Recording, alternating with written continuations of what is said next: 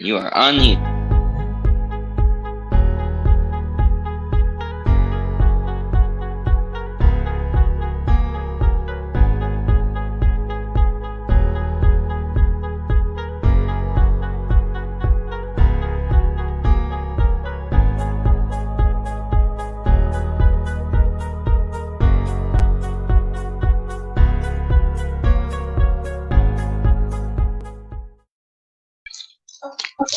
What is up, guys? It is the Sports Brad Walker, and welcome inside the Walker Report. Can I have it, please? Thank you. Thank you guys for coming on this evening. We're back. We missed a couple shows past couple weeks due to other circumstances, but guys, we are back, and welcome back to my two co-hosts, Adam and Louis from Live. What's up, gentlemen? All right.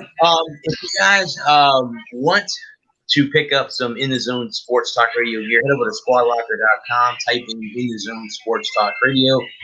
That way you can get yourself some sports In the Zone gear. Guys, I am also sponsored by creatingzenspaces.com. It's the local choice in St. Petersburg, Florida for house cleaning organization, decluttering, and pet sitting. It's about finding the peace within you and adding comfort to your life. And thank you to my friend Renee for being sponsoring me for yet another 2 months. She continues to sponsor me throughout this whole journey. So thank you to her. And remember, guys, Zen Space begins with you. Be kind to yourself and one another. In case you guys cannot catch this show or my show tomorrow night, I do have a YouTube channel that I keep somehow forgetting to mention, but it's the Sports Nerd Bradley Walker. Head over there, guys. All the shows will be there in their entirety over there. Well, like I said, let's do this, man. Let's rock and roll. Light this candle. Before I get into my show, guys, how have you two been doing? Pretty good. I've been up since 1 o'clock this morning, so yeah, I'm hanging in there. Lewis, he's on like minimal sleep right now. Yeah, he's on minimal sleep right now. How do you stay awake? How do you stay awake? Caffeine and nicotine. Caffeine, yes. Nicotine, no. All right. Well, let's see here. Let's go ahead and get started here. So we'll go ahead and change this up. And we'll start with the WWE, of course, the biggest pay-per-view in their company. Just happened last weekend. Thank you. It happened here in Tampa, actually, at Raymond James Stadium. Did they allow fans in? Yes, they did. There were fans allowed in. Not very many, but there were fans in. Yeah, there were fans allowed at. I was supposed to try to get credentials for it, but they never got back to me. So I'm assuming they cut media down for the most part. Probably to just the WWE people. Yeah. I'm going to go ahead, guys. We'll just go through the results real quick of what happened at WrestleMania. Bray Wyatt and Randy Orton. The winner was Randy Orton. Through a pitfall. They gave it a C-. Okay, I heard. All right. I guess Alexis Bliss kind of turned on the Fiend, from what I'm reading. Oh wow. Yeah, so I guess that's what that is. But yeah. What did you guys think? What? To be perfectly honest, I haven't cared about the WWE since 2013, and they haven't done anything that has caught my attention to make me want to come back and watch. Just being brutally honest, you know how that's our role. It's just there's just nothing about the There's nothing about modern wrestling that makes me want to get back into it. No, right. I mean, I feel like I'm watching reruns at this point. I'm watching reruns of new episodes. However, you can manage that. Okay.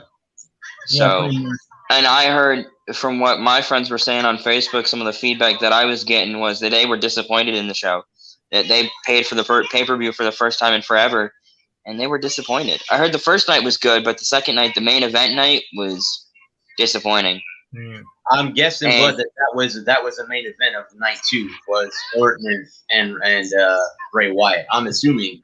10 years ago, that would have been a match for the ages. But it's like we've talked about on this show a half a dozen times, if not more, is that Randy Orton's old. He just can't work like he did 10 years ago. Or win. And Bray Wyatt, I mean, he's a great personality, but he's never done big spots, and they don't do the big dangerous spots like they used to, you know? Right. And like, you know, Mankind and Undertaker at Hell in a Cell in 95 or 96, maybe 98.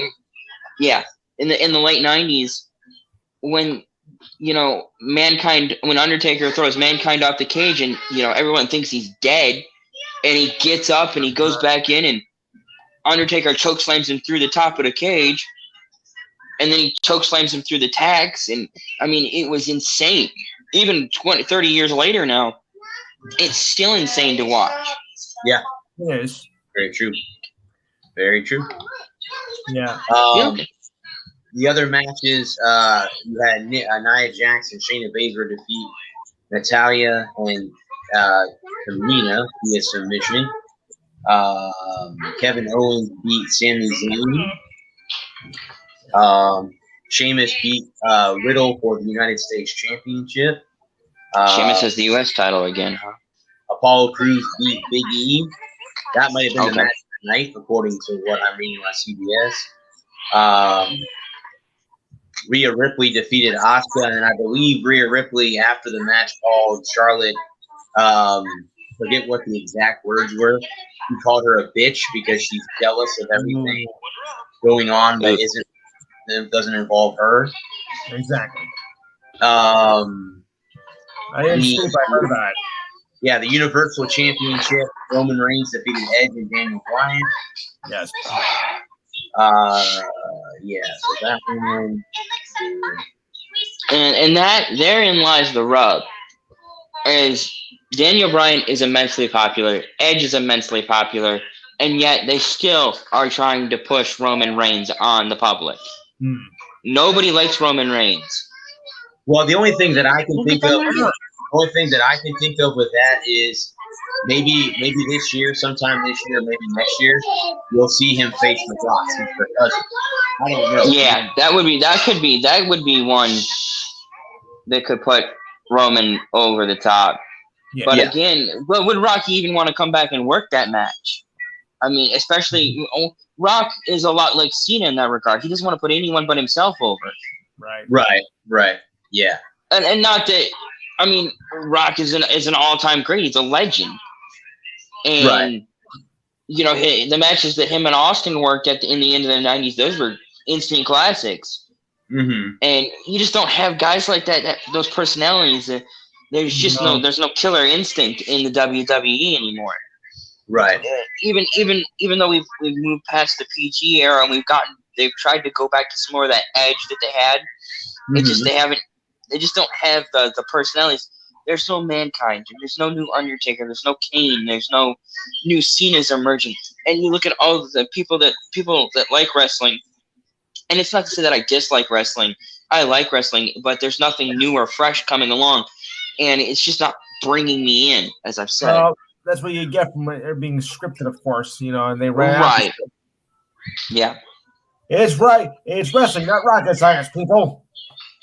Yeah. Well, I mean, you know, again, I mean, I didn't hear anything about people being disappointed, but then again, I would not be surprised if people were disappointed about it because, like you just said, there's no one new. There's nobody new coming up that's The Rock or a Stone Cold or an Undertaker or a King. No one's coming up. So. And the thing we talked about a couple weeks ago is like you've got the big four, which are all $80, and then you've got 8 more pay-per-views that are all $80. You know, you're looking at $1,000 worth of to just buy all of the pay-per-views, and then another $12 a month for WWE Network, and then if you want to watch weekly, you have to pay for cable. Or if you want to watch Raw every week, you got to pay for cable. Right. You can watch SmackDown, but if you don't like SmackDown, if SmackDown was never my brand, I was always a Raw guy. Right. Yeah. So SmackDown and just again, I was watching back in December, and it was like I feel like I've seen this before. There were better workers, better characters, better. It was a better storyline, and right.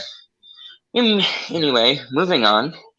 Well, guys, I saw this, and I know this is big news outside of Danica Patrick, but we're gonna have another female making her Cup debut at Talladega. Everything she's been through, and how she's been jerked around by so many owners, and to see her actually get a shot at a Cup ride, I'm good with it. She's running the 51 for Rick Ware Racing, right? That is correct. But yeah, hang on. Yes. She will be driving the number 15 at Talladega next week. Oh, 15? Okay. Uh-huh. Now, that's not exactly a competitive ride, but, I mean, it's still better than nothing. I'd kill for that ride. Well, I wouldn't kill, but, hypothetically speaking. I would think, this is big. Let's just say she does well. Let's say she finishes in the top 20. If that car gets a top, if she can put that car in the top 20, that's a good day at the office. Yeah. That car is a 35th place car every week, and it's an underfunded team. It's a development team. They don't exactly have the best drivers week in and week out. So if she can make the most of this opportunity, this is a huge opportunity. It's a huge break. Well, I mean, we all got to start somewhere, right? I mean, right. That's 2 weeks from. That's 2 weeks from now. So. Okay. Now, unfortunately. Yeah. She's never run a Cup race, and she's never run. I don't remember the last time she actually ran a restrictor or lower horsepower race. So hopefully she's not just a moving chicane. Yeah. Well, it's a restrictor plate track, right? Right. Talladega? Correct. Okay. Yeah. Right. And the thing about it is that car is usually 15 to 20 miles off the pace anyway. Right. So if she's running a $160 and everybody else is running in the low 9 or the high 90s, if they're running 98, 99, 199, 198, there you go. It's gonna be a mess. And there's no practice, no qualifying, so the first laps that she's gonna make are gonna be the first laps. So, right. I don't know. I'm excited to see it. I really am. I'll be honest with you. And again, I'm not a big NASCAR fan, but I might just need to see how she does. I think that's myself. Yeah. See how it's always a good race. So Talladega is a great race to check out. I got Richmond coming up this weekend. Last weekend was Martinsville, and it was an excellent race. Yes, I heard. Short track racing, man. It's Martinsville, short track racing at its finest. Beating and banging, rubbing is racing. Yeah. All right. So we'll go ahead. All right. So let me go ahead, guys. I'll bring up the next one here. Hang on just a second. Oh, yeah. Yep. And this is Lou's favorite topic. Ha, ha, ha. Well, you like it more than I do. Okay, I'll give you half credit on that one. No, I mean, like NASCAR is my thing and soccer is your thing. I assume I'd be talking about the U.S. Men bombing out to make the World Cup in the Olympics. No, this is actually the women's team, actually. This is not the men's team. Oh, that. I heard about that, yeah. They bounced back after losing, so... I mean, here's my take on this. Obviously, they're heading to Japan. Is a couple months away. It don't fit. It'll be the I heard about that. So, yeah, it is a. We'll see how they do. Obviously, let me put that because that's building up and it's taking up my bandwidth. But yeah, I mean, it caught my attention that they got back in the win column. I guess they had a tie with somebody, which I guess they didn't tie very often. They don't like the tie. They don't tie anything. So well, no, the U.S. women's but team yeah. is usually called out. Yeah. Yep. Yeah, they usually are. Usually they dominate a lot of people. All right. So we will. That's a short topic. Let me go ahead and bring in something that I was excited about over the weekend. And I've been with the best in years. So if you guys did not catch the Masters, Yes, okay. Hideki Matsuyama won the Masters. He became the first Japanese player to win a major and win the Masters course. That was pretty exciting to see. All right, let's see something here real quick. Yeah, it was a one-stroke victory. One-stroke victory. He shot. He was almost for par in the final round. At Augusta National. Cutting it close, wasn't he? Very close. Yeah, well, he hit in the water on 15, and the guy that was in second place came mighty close to taking him down, but he was able to hold it together. Yes. But he joined the likes of Sergio Garcia, Phil Mickelson, who at one time were the low amateur players, to go on to win the Masters. So he was one of those people who was able to do that. He played, solidly through the first. I mean, first all 4 rounds he played solidly. And if you, he's not one of those guys that's flamboyant. He's not a Bryson DeChambeau. He's not a Bubba Watson. He's not anything like that. If you can look at the picture, guys, on the screen, that was him when he won the amateur. Yeah. Here, let's see if I can make that a little bit bigger. Hang on.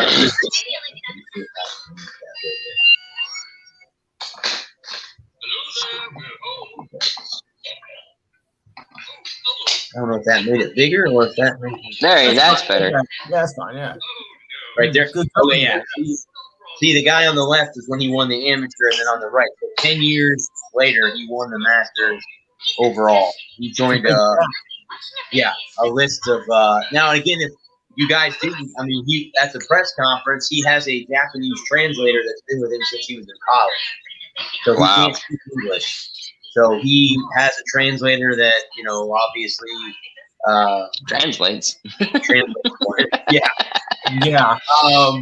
But it was kind of cool because it was already Monday morning in Japan when he won. So all the people in Japan were, of course, there cheering for him. And stuff like that. I did see something too that the ratings were up for the Masters this year from last year. Even though I know the tournament will be November, not in April like it normally is because of COVID. I would think I would have thought it would have been lower since Tiger wasn't going to be in there. I thought it would be lower. Me too. Lewis, I thought the same thing. I thought sure that the ratings would be down. Tiger hasn't been as big of a draw as he was. It kind of, ever since Tiger's first back injury in 2009, when he went away, ratings went down. But over the last 4 or 5 years, ratings have really stabilized, and they're not down like they were when the game first lost Tiger. Yeah. Yeah. Now, do ratings go up when he plays? Yeah, of course, but they don't. To get decent ratings for a round of golf, they don't have to have Tiger like they did 10, 15 years ago. But how many tournaments did Tiger miss from 99 to 2009? He was at every tournament, every major at least. Yeah, they pick their schedule. So they'll plan out what tournaments they're going to plan at the beginning of the year. I know there's one here locally, not too far from me, coming up at the end of the month. You have some of the top players, but not all of them. Not all the top players will be. Which one is that? The transitions. Okay. Yeah, that'll be it. That's not a big draw, though. Of course, there's only 4 that really draw big ratings. Yeah, Tiger played here a couple years ago, and that's the tournament, of course, sold out. everybody wanted to Right. see I in mean, person. ratings-wise, I mean, there's only 4 tournaments that the sports world cares about: the Masters, the U.S. Open, the PGA Championship, and the British Open. And if you want to count the 5th major, the Memorial, which, well, nobody really counts that. Or you could even Lewis throw in the Players Championship that you can That's see it. out. That's it. That those 6 are the big 6 for on the tour. But Kind they of like only count 4. with NASCAR, you have Daytona. That's the big one. Every year, that's the big race every year. Yep. So yeah, I mean there are big ones too. That real quick, guys, I'm gonna change out here real quick. I didn't get a chance to read this article. Yeah. I'm not even sure what happened, but according to this article, Gary Player's son has been banned from the Masters. Ah. Well, let me see exactly. I'm going to read this article with you guys because I don't even know what this is. I didn't even get a chance to read it. Hang on just a second. Let me bring it up real quick. Let's see that. Okay, this is from Yahoo Sports. All right. Mm-hmm. Banned from the Masters from his stunts. Okay. Wayne Player, son of Mac Legend, has been banned from future Masters for using a solemn ceremony as an opportunity to promote golf balls. Okay. Oh. Last Tuesday, he was centered on Lee Elder, the first black man to play in the Masters ever, while Elder was receiving the accolades of Western National. Wayne Player, serving as his father's caddy, stood behind Elder, clearly holding a sleeve of Encore golf balls in such a way as to give the logo maximum visibility. The move drew immediate heavy criticism on social media. Okay, I watched that. I don't remember seeing that. I don't know what you guys' opinion on that. What is you guys' opinion on that? I mean, I'm just curious. Is that a little harsh? I mean, to ban him totally from the Masters, that's a little far-fetched. Yeah. I mean, I don't know. I know the brand of golf ball that he was promoting. I know what Encore balls are. They're okay. I mean, if he's listening, I don't think he's listening to me anyway, but they're all right. They're not the greatest golf balls out there like Titleist is, so not even close. So ridiculous. It seems a bit excessive. To me. I mean, I know they were there celebrating Lee Elder. He was the first African American to play in the Masters, and he was added to the celebration tee-off with Jack Nicklaus and Gary Player. Right. And that's cool. I think if Lee can do it, because that used to be Arnold Palmer. Obviously, Arnie passed away. Yes. But I mean, if they can get a lot of the older guys like that to continue to come back to the Masters and start the tournament, I have no issues with that at all. I have no issues with that at all. Yeah. So, but yeah, I thought it was a good because I was really impressed with the play. What was going on over the weekend. I'm happy for a decade. I'm glad. I'm interested to see what the Champions Dinner next year is. Right. Since he gets the pick. Dustin Johnson this year, he picked lobster fritters as an appetizer.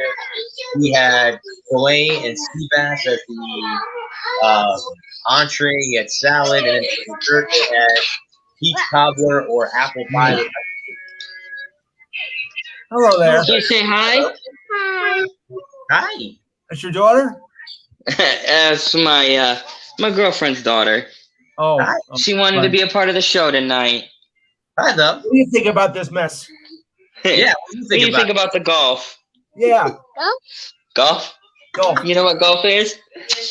My toys. You want your toys? No, that's my toy. It's that Golf one. toys? It's that one. They're princess toys. I have a niece. I have 4 nieces, so That one. She has her own putter. Oh yeah, you do have your own putter, don't you? You like playing golf with Uncle Brad, don't you? huh. I want that my toy. How old? Good lord. How old are you, baby girl? Good. Can you talk into the earpiece? Say hi. Hi. Hi. Hi. How old? How old? How old are you? Good. She's 3. 3. Well, I got one. You got one? Yeah. Are you getting down? Okay, what's next? I was wondering who's in the background. Now we know. You want your Play-Doh? There you go. You got everything. No, I better not. Yeah, I can hear it. What do We you can like all in hear it. baseball? It's funny. Wait, I was going to say the Red Sox. It's the Matty hour. It is. So, the I believe that's we are speaking the WNBA. Oh, I'm not yeah. mistaken. They're holding their draft as we speak. Are they? Yeah, I think they are. Here are some tentative Yeah, let dates. me go into that right now. I was trying to think Yeah, about. Lewis, check out to see. Here are the tentative dates. It looks like their season opener is going to be about a month away, or May 14th. Really? Just about May before 15th. Memorial Day weekend, yeah. Yeah, so Yeah, they usually play during the summer, don't they? Yes. There you go. I'm gonna see. It started an hour ago, so I'm gonna check to see who got in the top draft. If they still want me, who was the first? Who got the first overall? that's what I'm gonna find out right now. I think it was New York. Dallas Dallas. got the first two. First two. And Charlie. I think they have 5? Or the 5th? Hold on a second. The rest is accurate, so let's see here. Unless I'm reading this wrong. Hi, baby.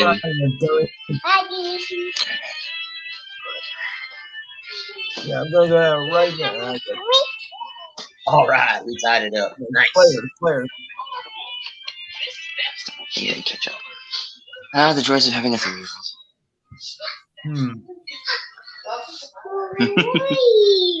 Whee!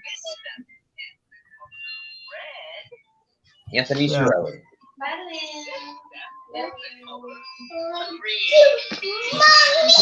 They'll start playing 2 weeks before Memorial Day weekend. Okay. But the draft is right now. I'm busy, baby. Yeah, it says the Dallas Wings will make the first overall selection.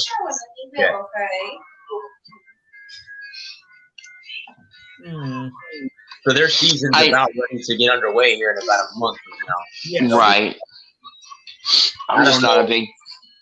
Well, I know there are people out there that follow the WNBA. Again, I'm not the biggest basketball fan, so. A lot of people that do follow it, it's a very small crowd. Yeah. I don't have anything. They were playing down here in Bradenton last year. The NBA was in Orlando. The WNBA was in Bradenton playing the last year. I can't get into women's basketball. Just never been able to. Do I have anything against it? Don't want it to, it's just not for me. Well, you'd be surprised how. Go ahead.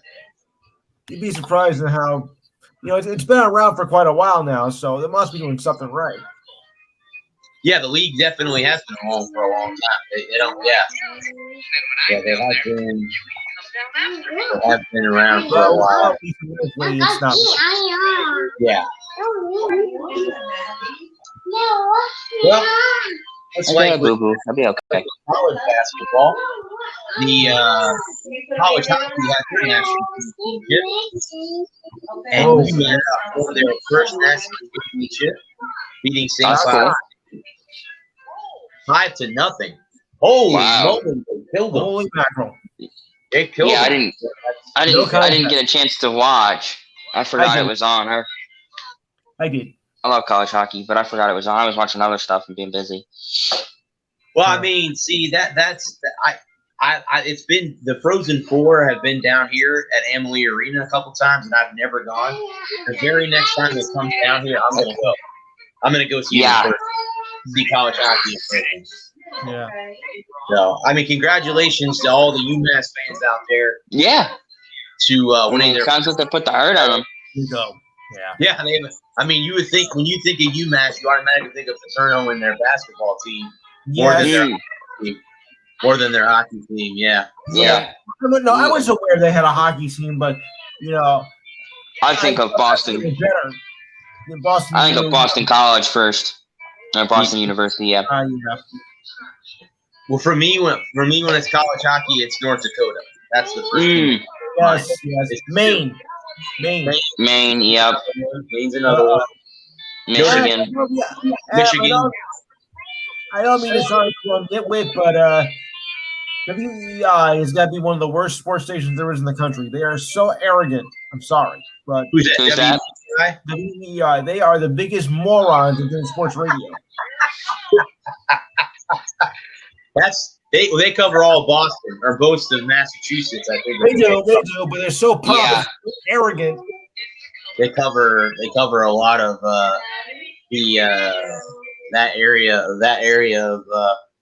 the country. I know, but their reporters are very controversial. Yeah. Well, I mean, Lewis, do you think that they do that because they're trying to compete with the New York media? Yes. I think that's why they're so cocky. I thought it was a prerequisite to calling sports in Boston. That could be true also. Be a pompous, arrogant. New York. It's in New York. A pompous, arrogant so-and-so, you know what. Yeah. If there was ever somebody I wanted to pee on, that'd be them. Yeah.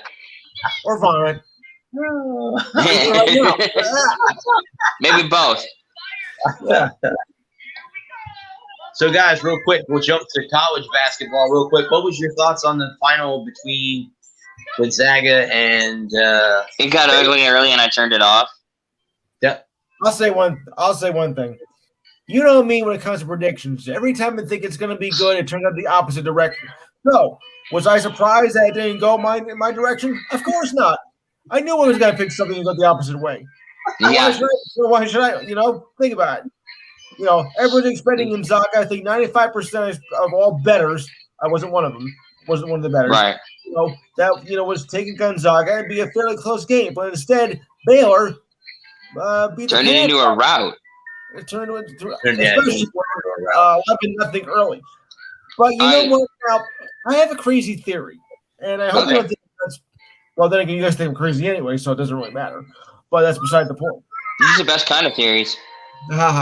No, I'm thinking, okay, now, we all know that UCLA and Gonzaga was an emotionally charged game, back and forth, and it took to overtime to win it. And, they were celebrating and whatnot and everything. But I think that, they got so over-celebrated and whatnot, and they just forgot, like, oh, we got another game to play. And the energy just got zapped right out of them, and Baylor was able to take advantage of it. Yeah, I agree. You can't go 30. Eventually, you're going to run out of gas when you go 31-0. College basketball season wrapped up after Baylor's convincing national championship victory over Gonzaga. Whoops, sorry about that. That wasn't supposed to play the video. Go ahead. Yeah, I know. That was not supposed to play. My fault. But these are the college rankings next year already coming out already? Next year. I never understood why you would do it so early. I mean, they were already taking predictions was going to win 5 minutes after the game was over. I'm like, how do you do that? What is your theory based on anything? My body ain't even cold yet. Is people coming back next year? That type of situation? I don't know. They have North Carolina, at 18, Oregon, Michigan State, Florida State, 15, Illinois, West Virginia, Arkansas, Houston, Alabama, Villanova, Maryland, Ohio State, Purdue, Ohio State, Memphis, Gonzaga at 4, Baylor at 3, Michigan 2, and they have the Bruins at number 1 next year. All right, where do I rank with Seton Hall or Rutgers? Probably at the bottom of the barrel, right? The UCLA Bruins are, I would say, they're coming back. They're on the cusp, yeah. Yeah, they're coming back. Where was Zaga? Where was Zaga on that list? Gonzaga was 4. Or 4. 4 on the list for next year. Yeah, they were 4 on the list next year. Well, I don't really Again, take those polls like that. They're all. no, it's way too early for all that nonsense. Exactly. I mean, I mean, Michigan lost half a dozen guys already, so yeah. I mean, I don't know.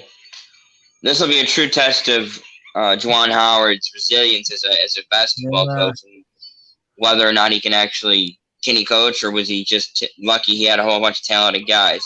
We'll see.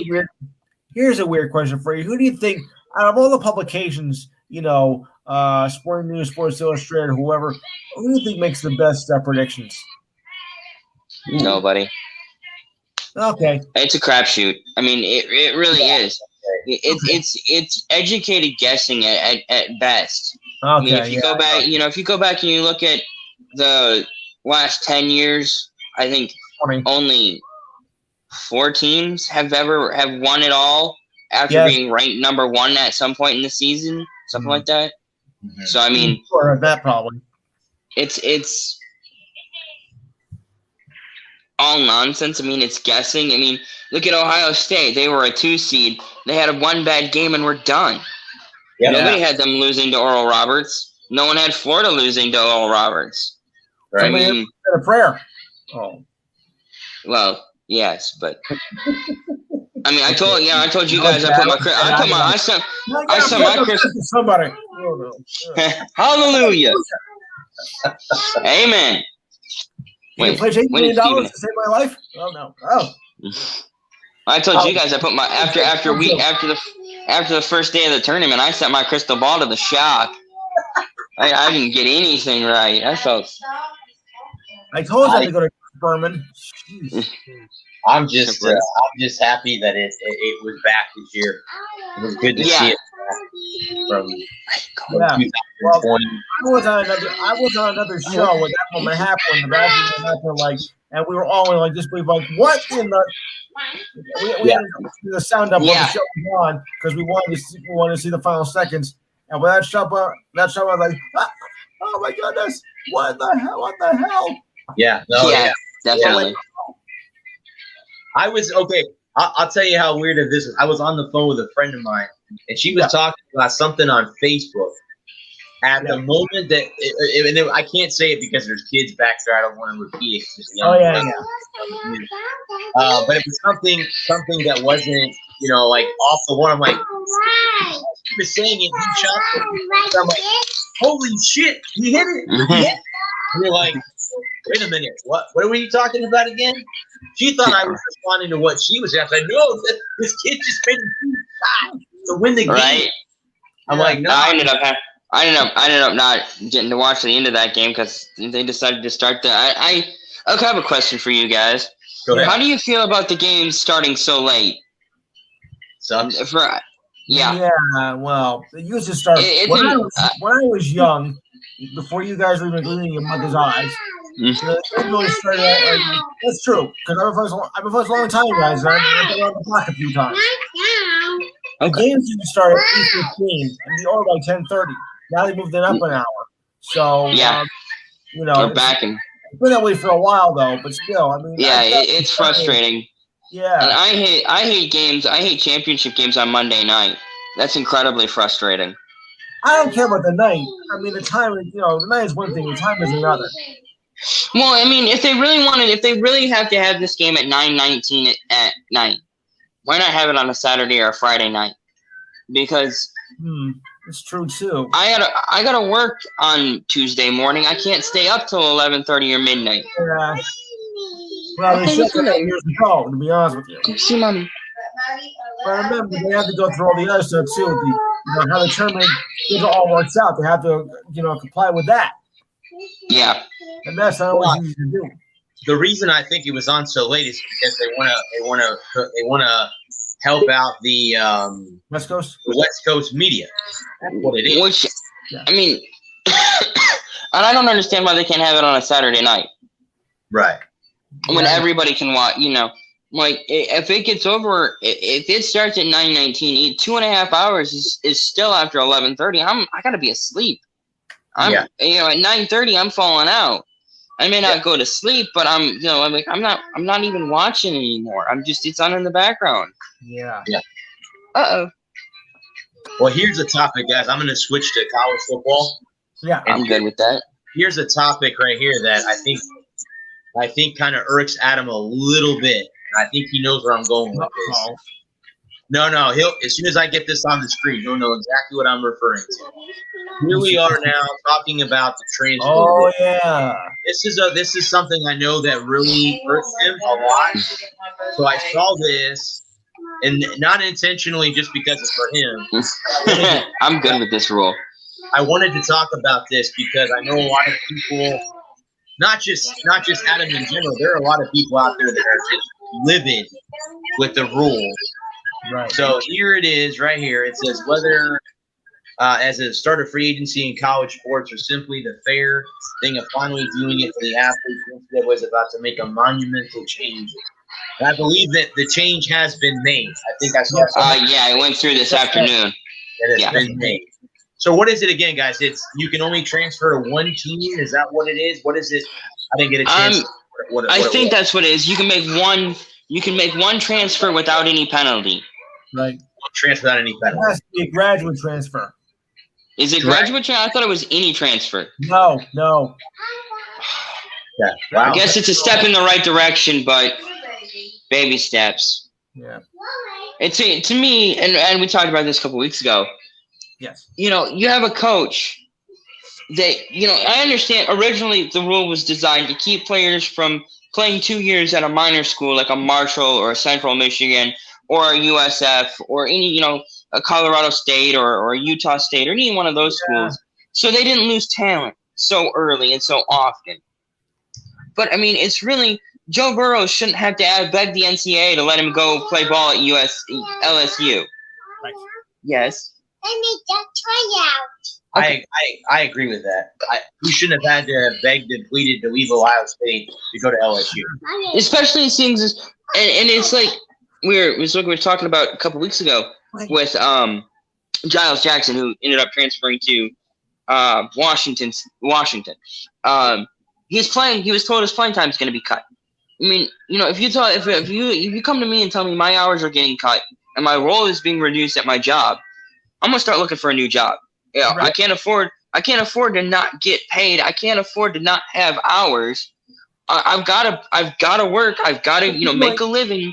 And these are what I understand you're going to school, but that's only one part of it. If you're not gonna get playing time and you have aspirations of playing at the next level, even if you only play a year or two, that can make all the difference in the world in a young man's life. A kid can make, a practice squad guy can make $500,000. You play 2 years, you make $1 million, and if you play your cards right, you'll get a good start. It's a good start. There you go. There you go. He's exactly right. I mean, when it comes down to it, like you said, you're getting cut. You're getting cut. You have to beg and plead with the NCAA, and to me, it's a BS. With the way it is. Again, it is a step in the right direction. So, and especially since as coaches can go wherever and do whatever. Correct. If you get a better, and I'm not saying that coaches shouldn't be allowed to, but if coaches can, so should players. If a coach can leave a school for any reason at any time, he can have a heart attack and take a year off and then go coach somewhere else because he's afraid of scandal. Let's not go there with that, Nikes. No. Because I already went there. I don't think they can. I know who he's talking about. I know who he's talking about. So, but then again, we'll be talking about him a little bit later because I won't be talking about him so much tonight. But if you want to tune in tomorrow night and listen to what I have to say about him and that team, I'll be there. Then we can talk about that. Because the Jaguars I start with the Jags on my show, so I'll be talking about the Jaguars right off the bat. Yeah. Right off the bat. Progress. Show tomorrow night. Yep. All right. So another hour 15. Be done at 9. Let's see. Here's another article, guys. I saw that this is college football. Here, let me bring it up here, guys. I'll bring it. Yeah.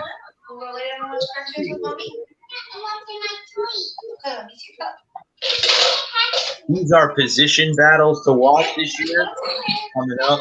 So these are for the teams that are. So, for example, Yes. we have Alabama's wide receivers. Since now they've lost a lot of their wide receivers to the NFL draft. So here are the eligible wide receivers now that Alabama has. Since they're losing, Jalen Waddle, Devontae Smith, Najee Harris, running back. So they're losing all these guys. Mac Jones, obviously, Bryce Young is going to be the presumed quarterback. Alabama Crimson Tide is where we start. Perfect 10-0 in the SEC 10-game schedule. That tack on. Sorry about that. That was a video article. About position battles and stuff like that. They talk about the quarterback position at Michigan this year. That's a huge hole. Yep, that was in the article. That's a position that we've got to get figured out. We haven't had a quarterback since Chad Henne left in 2007. Yeah, we've had a lot of guys that have played quarterback, but we haven't had a quarterback since Chad Henne. Okay, that was one of those that was on there. I think I saw that. If we can get consistent quarterback play, and we can run the ball, and we can play good defense, it's so cliche. It's like football 101. I mean, right? They teach you that in first grade in football.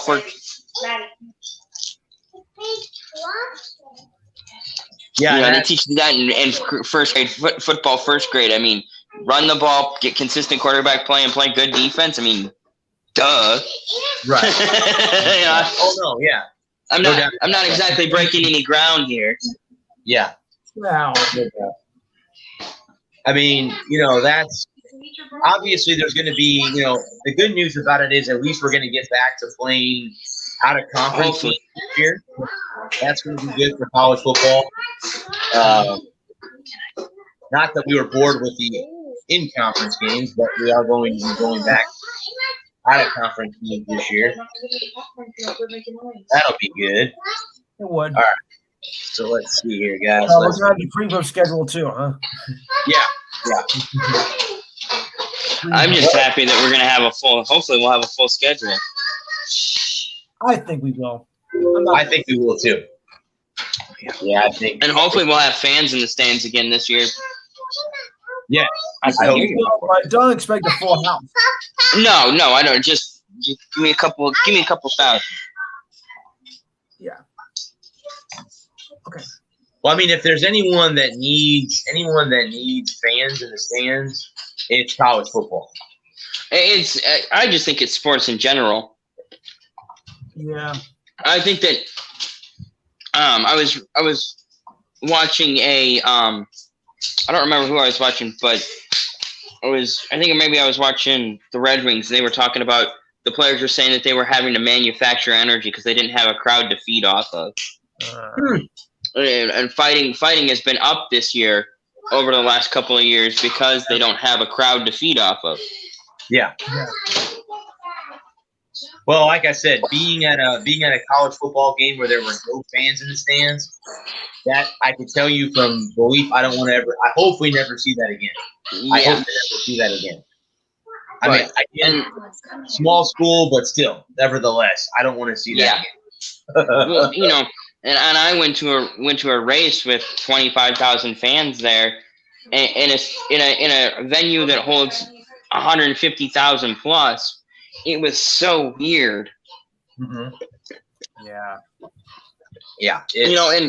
And going to a Red Wings game, which I've been to, there were 20,000 fans there, but it's such a different atmosphere because you're right on top of the action, you know, and so it sounds, 20,000 at Talladega isn't the same volume and presence that 20,000 is at a hockey game, or even 4,000 is still when you get progressively smaller stadiums, you have smaller crowds, but you have that same energy. And I really think I think sports in general benefits from having the crowd. True. But yeah, I mean, again, it actually, I agree. It is nice to have fans at all sporting events, and hopefully, when we get to 2022, by then it will be able to have full or at least 75% allowed in sporting venues, concerts, the movie theater, that type of thing will be nice to be able to,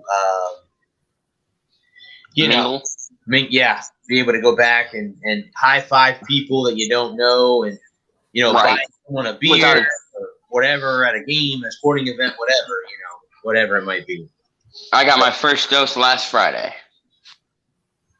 Still waiting to get. I'm trying to get an appointment for myself as we speak, so I'll be getting there. As soon as they opened them up on that Monday, I signed up. I went and got shot, and I had arm numbness for 36 hours. If that, how long? I got it done at 9 o'clock in the morning. By noon on Saturday, I was fine. 18 hours. What did you get? Did you get the 1 shot blood or the 2? I got Pfizer, the 2 shot. I got to go back. Not next, 3 weeks from now. Okay.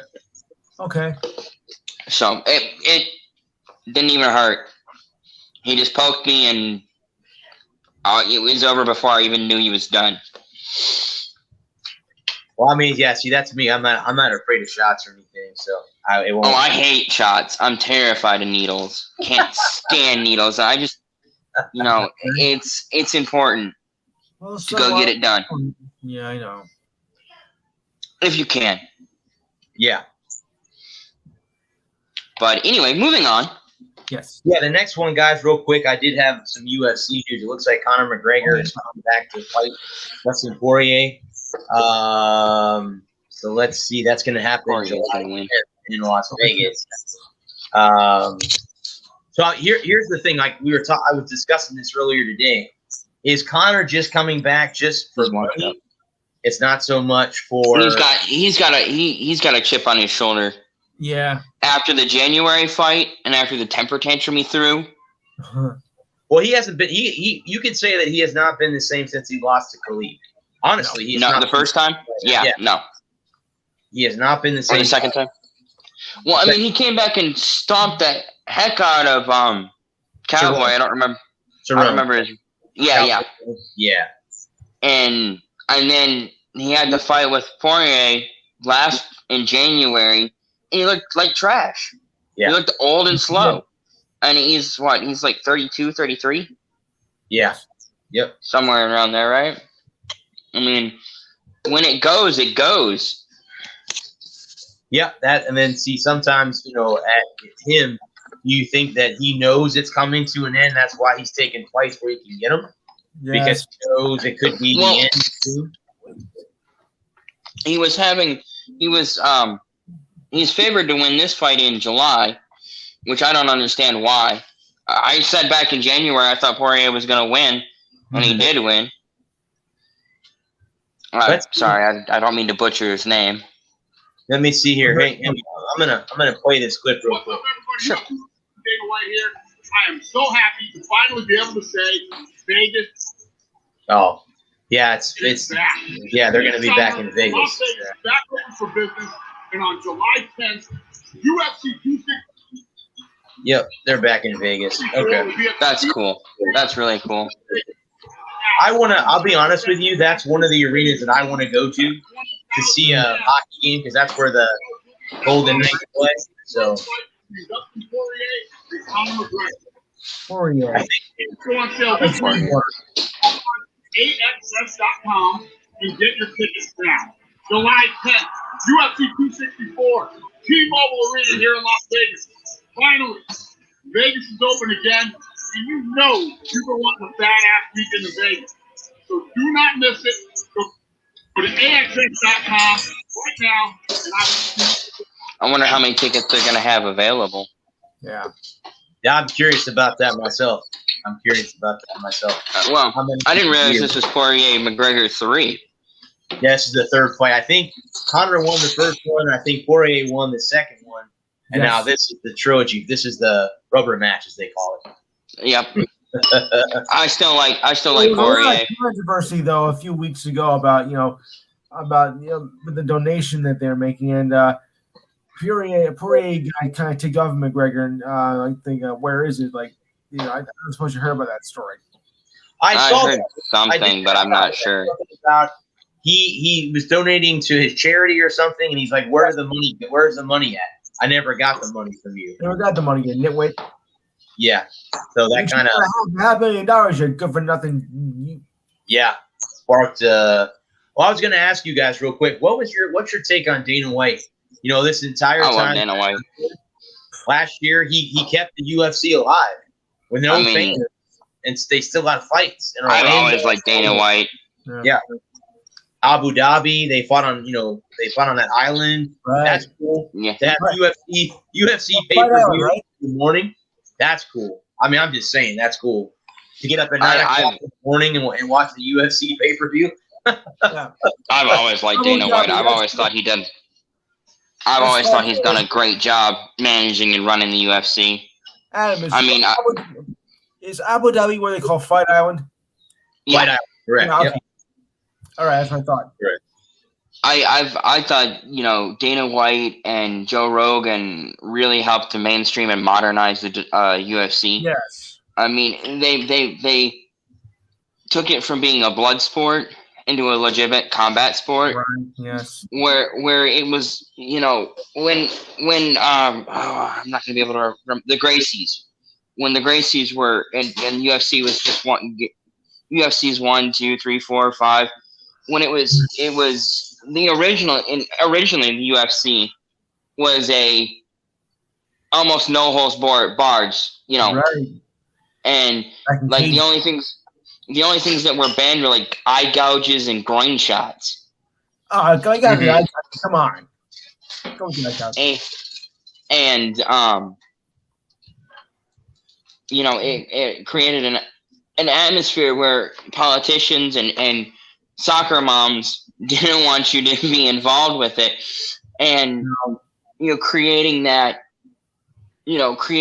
environment that was about the sport of mixed martial arts, where it was an actual sport with a point system and a scoring system, where you could actually win a fight without having to kill the guy. Yeah, true. Yes. I'll be honest with you. If there's one sport organization that has grown on me over the past, I'd say 5 to 10 years, it's UFC. I was never, when it first started, I'm like, who wants to watch two guys literally beat the hell out of each other and wrestle? And now it's like, if you miss a UFC pay-per-view and it's a big fight, say like Conor or say it's Amanda Nunes or whoever, one of the big fighters. Yeah. It's like you missed it. It's like you missed the world. It's like, shoot, I missed the pay-per-view, and it was. I mean, usually the fights are good. So and it's like missing a Holyfield Tyson or the Rumble in the Jungle or the Thriller in Manila. It's that big of a it's that big of a deal. And again, UFC was this close to being banned. I think it was banned in New York for a while. It was. If I'm not mistaken.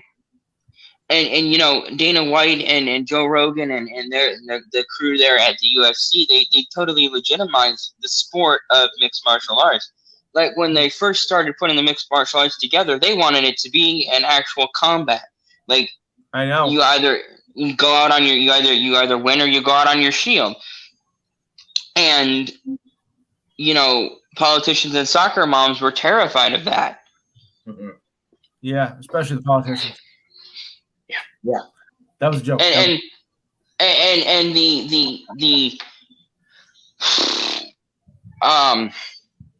there's a I don't know. I totally lost my train of thought.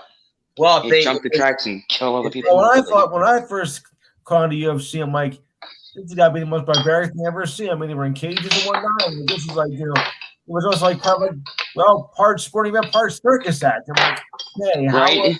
It was just this side of WWE. Yeah, that's what made it, because I didn't even think it was legit. I thought it was just like a stage act, Yeah. Well, you could say it's like the gladiators. They're bringing the gladiators back to modern times, fighting in cages and stuff like that. Outside of having animals and stuff try to kill them, but I mean, really, it was fight to the death. Yeah. Oh. So this has become more like a teen modernized version. Yeah, a much more tame. Hey guys, correct me if I'm wrong. Did Dana White sell the UFC? He's only going to be to Elon Musk. Yes, I believe so. I think he sold UFC to. He's only going to be part of it for the next couple of years, and then after that, he's stepping down, getting back out. Yeah. I thought he sold the Bantamweight. No. That's a good joke. Yeah, I know. Some people might get, some people will not. What the? I got it. I remember my first UFC fight with Ronda Rousey. I forget who she was facing, and it was at a bar, and we Holly were there. Holmes? No. She won this fight. Okay. I forget who. It may have been. I forget who. Again, Anyway, she beat the person within like 20 seconds. She armbarred her. Yeah. So we were there until 2 o'clock in the morning to watch the fight, and it lasted less than 30 seconds. She had the lady on the ground in the armbar, and it was over. She was devastated. That armbar. Drink. Yeah. If she locked that armbar in on you, it was over. You're done. Well, she had one of the most devastating armbars the game's ever seen. And if you went to the bathroom, you missed it. Oh. There you go, Lewis. You stepped away. You're like, oh, that's okay. It won't happen in the next 20 seconds. Let me go. Oh, shit. Damn it. She won. Yeah. I had to go take a whiz for this. Right? She was the hottest thing in UFC for the longest time. She's gorgeous. Yeah. Now she was the first female fighter to actually be a draw. She was the first female fighter to main event. I think that was the Rousey Holmes fight was the first female. Yeah. And then of course she has to go and lose. Yeah. Holmes caught her with that kick. Yeah. It was over. And that ruined Rousey. And that was the case. Her first loss, and she was done. She was 10-0. Yeah. And then she loses to Holmes, and that's it. It's over. She's all done. Nevertheless, it was a case of beauty versus the beast. Of course, Ronda was the beauty, and Holmes was the beast. Mm-hmm. Yeah, I never thought Holmes was all that unattractive. I mean, Holly Holmes is not, again, not the great, beautiful woman, but she's not bad looking either. And the preacher's daughter. I mean, that's kind of a cool. Okay, the name calling is a little out there, but still. Well, I mean, now you have Amanda Nunes, who's the dominating factor now in the UFC. Oh yeah. Yeah, she's a beast. She's a champ in 2 different weight classes. Am I correct? I think so. Yeah. 2 different weight classes. Yeah, you want something about her? She's a lesbian. So how about that? She's on top of the world. Okay. She's been for the other team. Yeah, exactly. She's and her. I watched a little thing about her. I guess they're both her and her wife. I don't know if she's married. Yeah. Her and her wife both are huge soccer fans. They play soccer. She's not fighting. They play soccer together. So that's kind of cool. I mean, to me, I don't care. Like I said, to me, no, it doesn't affect me at all. She's still a great fighter, and I don't care if, like I said, to me, honestly, if you're happy, if you want to be trans, you want to be gay, lesbian, whatever, be happy, man. I don't care. Yep. Don't hug me. Get after it. Doesn't affect me at all. Nope. But would you challenge her to a fight? No. Not on her worst day and my best day. Yeah. I'm with him. No way. You as a fighter. No way. No way. No. Okay, I'll do it. Maybe if we tie both her arms and legs behind her back. I was gonna say yeah. Nothing rules against it. Do I get a club? Can I have a club? Maybe can I have a kendo stick? Oh my God! Remember, folks, this show is unscripted too. Unscripted, unregulated, and uncensored. Hey, you know what? You know what? It doesn't. See, that doesn't bother me either, guys. If that's the way it is, that's the way it is. You know what I mean? Good times. Little All right. basketball. Let's jump to. I've been jonesing for this one. I don't talk a lot of basketball, but I want to talk to basketball tonight. So here's, I guess, what they're saying is that the NBA is talking about so many injuries. Obviously, the latest one was the kid for the Denver Nuggets that went down. They're talking about the schedule being the reason why because they're playing so many games so quickly. I don't know. I mean, I'm gonna have to disagree with that. No. Okay. Are you disagreeing, Lou? Is that what you were saying? Are you saying no to the article? No, I believe that that's the cause of it. I mean, there's they didn't have a lot of preparation time between the off season and when it started, and they're trying to for so many games in it, and I think I can see why all the injuries are piling up. So actually, it does make a lot of sense. I mean, I think you're criminal. You don't have any room to breathe much. I think that if we see more injuries like this next year after a full off season and a full training camp and I think that I don't feel like we're seeing any more injuries than we see in a typical basketball season.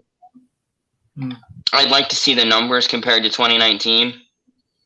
When I'd like to see how it compares to the most recent full NBA season. See if we've had more injuries. I mean, big stars go down all the time, and I mean, it sucks when you lose a big star. It does, and the Nets lost their acquisition that just came in a week ago, and he's already done. He's already retired. Well, Marcus Aldridge, yep. Oh yeah, I saw that. Yep. Do you guys think that he retired because of his injuries? Is that what you think? Probably, yeah. He hung it up? I wouldn't argue with that. Well, it is a condition, and I get the point why, but I'm thinking was he not aware of this condition before because it just happened so suddenly unless he knew about it and he didn't tell anybody else about it. Right. So and maybe you've just gotten so bad where you can't play anymore. Right. You try to gut it out, and it's like that kid that I think it was Stanford, the wrestler. Oh yeah. He had bad knees, and he didn't say anything to anybody for a year and a half because he didn't want to get taken out because Yeah, I get it. Because athletes are stupid. Well, the machismo and the bravado. This is what I was looking for. The bravado. Yeah. Of being an athlete, and you don't say anything, you don't see anything, and then a nagging injury, something that could have been treated 5 years ago, turns into a full-blown heart condition, and now you're gonna miss. Now you got to retire. Yep. And I'm not saying anything against Aldridge or anything. I don't know the circumstance behind it. I don't know. It's one of those things that you can get away with it for 20 years. And then eventually it'll catch up to you, It may have been his time.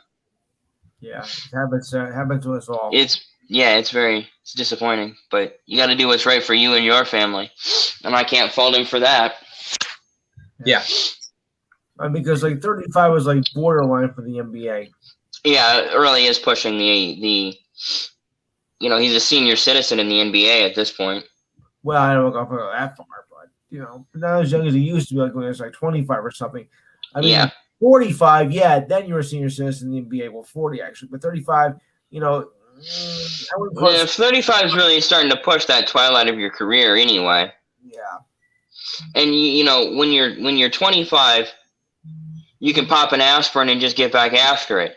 At 35, that aspirin ain't taking enough of the edge off anymore. That's why I take 2 and call them in the morning. Yeah.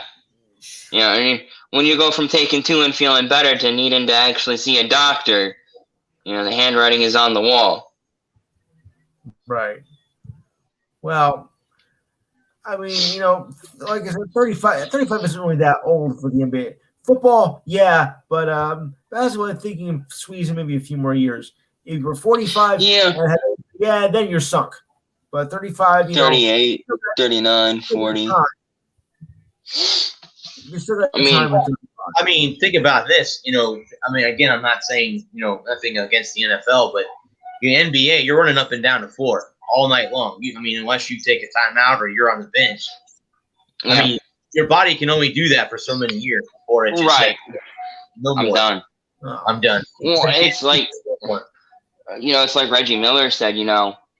When it's your time to go, it's your time to go. Yeah. Yep. Yes. So let's see. There have been a lot of injuries this year. Yeah, the schedule is kind of unorthodox as it is with hockey too. But next year, let's see what happens next year when they go back to have a full off season, or they come back and play 82 games next season like they do. I'm assuming that hockey and basketball will get back to their regular. That's what I've heard. Yeah. Yes. That's what I believe. Bettman said that the NHL was preparing to play a regular season next year. Okay. Yeah, I was a schmuck. So. Yeah, I think a lot of it is having to do with what the Canadian government is going to do. So if they can get the Canadian government on board, I'm wondering since the border is so close, how are they going to work out the playoffs, especially for the finals? If like a Canadian team gets in, what do you do? I think they'll probably play in a bubble again. Yeah, but where would you play in the bubble? Because I think it'll be Canada again. I think it'll be easier for American players to go to Canada and come back than it would be for Canadian players to come here and then go back. Yeah. Mm-hmm. But they did make an exception for the for American players going to Canada. They instead of having to spend 2 weeks on the a week. Yeah, they shortened it to a week on the COVID on the quarantine list. So hopefully by the time the end of May, or is it the end of May or the middle of May? We got a couple weeks left. Mid-May. Yeah. Mid-May. Hopefully by mid-May they'll have it figured out. Hey, that's why they're in charge and I'm not. Hopefully Vancouver's gonna be playing by then, because the Vancouver, they were supposed to start last night again, but they got called. They called it off again. Even though one of the players did make a very important comment, like, well, I think we're rushing ourselves to get back in. We had the whole team infected with the virus, and pushing to get back so fast, that could be dangerous for a lot of players. But they have to do this within the next 30 weeks. The game's in. Yeah. No, I don't think Vancouver wasn't a borderline playoff team, were they? I think they are. No, they were somewhat. Yes, I'm bringing up Alex Rodriguez. Let me check the standings here on that. Yeah, go ahead. All I can say is, guys, Alex Rodriguez is a minor owner of the Minnesota Timberwolves. This article that I just brought up is letting the people know that Glenn Taylor, who is a part owner with Alex Rodriguez, they're not moving the Timberwolves to Seattle. That's what this article basically is about. And J-Lo and him not getting married either. Nope. The NBA won't let the Timberwolves move to Seattle. So that. Oh, good. They can go from sucking in Minnesota to sucking in Washington. Hey, here's something. I'm gonna bring the article a little bit bigger here. Do you see the NBA? Do you see the NBA doing this? Expanding to Vegas and Seattle. You see them adding 2 teams, and one in Vegas and one in Seattle. Bring this Supersonics back, because I'm assuming that's who they would name the franchise. Well, there's training facilities there. They do with the summer league games there. Why not? So I could actually see maybe them playing in Vegas. I could definitely see them playing in Vegas. Yeah. I can see them playing in Vegas in the next 5 years. I think even sooner than that. Actually, 3. Yeah, I can say. I'm not going to argue with you. Because you already have a football team out there. You have a hockey team. So now the only thing that's left is basketball and baseball. So that's the only. I don't see baseball expanding anytime soon. Well, No. I mean, if you'd have to move a franchise out there. And you know what? I'll be honest with you, and I know people in my area are going to hate for me saying this. I won't be surprised if it's the Rays. I will not be surprised if it's the Rays. Yeah. Ownership in Tampa, that ownership, the ownership with the Bucks and the ownership with the Lightning, they're great owners. But when it comes to Silverman, it's Clown not. show. It's a clown show, and sooner or later, it's going to be him going, okay, who wants to give me the highest to build a new stadium because I can't build one here in Florida. So And I can definitely see Vegas. And Vegas will be like, oh, offering. Let's do it. Yeah, got you. Come on out. Come on out because we can get you a new stadium. And you have the crowd out there. Obviously, if you can draw for hockey and football, you can draw for baseball. Yep. And basketball. I can definitely see them having a basketball team too. Baseball in Florida is a big problem. I mean, they don't really draw anybody. Even though Tampa Bay neither baseball team does. No. And Tampa Bay has, been a contending team for quite some time now, and they still can't even draw flies. Yeah, nope. It's about all they can try. No, they definitely cannot. And that's one of those things where you have the ownership of the Rays looking at that, saying, "Okay, why do I want to build a new stadium here if I can't draw people? If I don't when you're winning 90 and 95 games and winning the pennant and making the World Series." Correct. Why do I want to? Exactly. You have a great baseball team that's on the verge of being, elite. Take that team to Vegas, and you've got an instant winner. You've got a winner on your hands. You go to Vegas, and holy heck, that the fans that weren't baseball fans that didn't have a team in Vegas, you got people that probably rooted for the Dodgers or the Angels. Well, they have a good team to root for, and that's one of those things that like Colorado sucks, Arizona sucks. The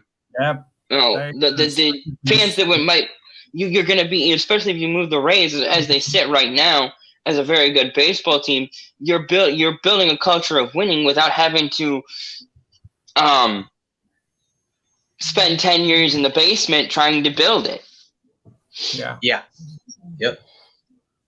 No, I agree with you wholeheartedly. I mean, for all the Rays fans down here, I hope not, but I just need as a baseball fan, you're not a Rays fan. Your first love is the Red Sox. Correct. And I don't know how many, how many baseball fans came from, Detroit, Pittsburgh, Cincinnati, that never lost their loyalty to those teams when they moved to Florida. They didn't, and the kids that grew up with the Rays didn't become Rays fans. They became Tigers fans, Pirates fans, Reds fans, Cardinals fans, Cubs fans, people that moved from, St. Louis, Chicago, Detroit, Pittsburgh, those places when the jobs left and the people got old and they started moving, and they moved their families down to Florida in the 80s and 90s. They didn't lose that. They didn't leave their teams behind. And the Rays come in 96 and, we're 25 years on from that and people still aren't supporting, even though the Rays won a title in like their third year or whatever. Or no, that was the Marlins. I'm sorry. My bad. I had the wrong team. Sorry. Even though the Rays have made a couple of World Series, they haven't won a title. They haven't been consistently good. They haven't been able to build a fan base, especially a young fan base that's going to have kids. The fans that they needed to get in 2001 stayed with their parents' teams or their grandparents' teams. And they didn't come to the Rays. Nope. They didn't come when they changed the name from the Devil Rays to the Rays. So two generations of fans that were in the Tampa Bay area grew up rooting for other teams. Right. And still root for other teams and go to Rays games wearing other teams' gear. Mm-hmm. I can vouch for that. And you don't have, you can wear a Red Sox jersey or a Yankees jersey or a Tigers jersey or a Dodgers jersey in Devil Rays Park or whatever the heck they're calling it, and you're not Tropicana Field. Yeah, and you don't have to worry about getting assaulted by 30,000 screaming Rays fans. Oh, but I will say this though, Because there's the ones only that are. Well, I'm just saying, Buzz. The ones that are hardcore, they'll find you and they'll. I've had that conversation with you. It's like they seem to be trying to be the man. They will fight you. They will go after you. They will do whatever they can to piss you off. You know. Yeah, but there's only 3 of them. So I mean, it's not like going to Atlanta or Boston. It's not like wearing a Rays jersey into Boston. You're gonna get the what kicked out of you. Yeah, there's 3 guys and they have 4 teeth among them. So I mean, bring them on. Right. Bring them on. I agree with you wholeheartedly. So real quick, guys, we'll jump to the NHL. The trade deadline was the other day. So the winners of the deadline, they said, were the Washington Capitals and the Red Wings. I'm glad I had a couple of days to digest that. Yeah. The Bruins. I was really not. Well, let me ask you something about the Boston Bruins. They got Taylor Hall. Now they have the Taylor Hall jinx. From what I understand, is a jinx. So yeah, curse. He is. Everywhere he's gone, New York, New Jersey, Buffalo. There's one other place he was at, and I don't remember now. And Buffalo is a disaster. Buffalo's a dumpster fire. Dumpster fire. Buffalo is a hot mess. They're unsavable at this point. Yeah. I don't even know what to do in Buffalo. Do you know the funny thing about the whole situation is they own the same people that own them own the Buffalo Bills. So tell me what the hell happened. Was it a urinating tree?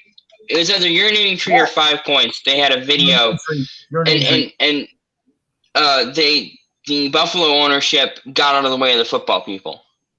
Yes, it was urinating tree, I believe, was the one. They got the heck out of the way of the football people and let them run the football team. Right. And they've been meddlesome SOBs for the last decade for the Sabres. He says because he messes up his words because he had 5 hours sleep in the last 12. It's been a long day and a half, but it was worth it. I thought I was losing sleep. Yeah, you have to actually sleep to lose it. Yeah. Well, here's the scoreboard, guys, real quick. The Bruins are up 3-1 over the Islanders in the third period. Yay. The Rangers are up 4-0 in the third period over the Devils. Speaking of the Buffalo Sabres, they're winning 4-2 over Washington. Carolina's up 3-1 over Nashville. The Panthers and Lightning are tied at 2. The Flyers and Penguins are tied at 1. Winnipeg is up 4-2 over the Red Wings. Thank God I didn't watch that game tonight. Yeah. I'm sorry. It's the Jets over the. How did I say Red Wings? Jesus Christ, almighty! The Jets are beating the Maple Leafs 4-2. Jesus, I am not reading that correctly. The Red Wings are up 3-1 over Chicago right now. Of course, I'm not watching the game tonight because I'm on the road. So it'd be a game we'd actually win. Figures.